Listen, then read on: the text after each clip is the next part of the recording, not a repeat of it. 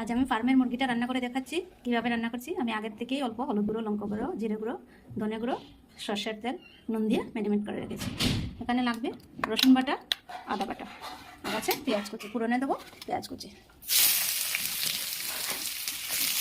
পেঁয়াজটাকে অল্প ভেজে নেব। আর দিচ্ছি ছোটো একটা স্টার, একটা শুকনো লঙ্কা, একটা দারচিনি, একটা তেজপাতা। অল্প ভেজে নেব। এখন দিয়ে দেবো আদা রসুন পেস্ট। আদা রসুন পেস্টটা একটু ভেজে নিই। দেখো ভাজা ভাজা হয়ে গেছে। এখন আমি চিকেনটা ছেড়ে দেবো।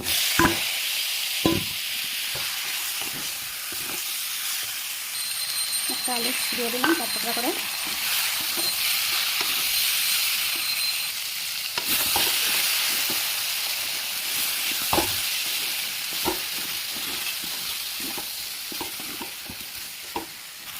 দেখো কষানো হয়ে গেছে। এখন আমি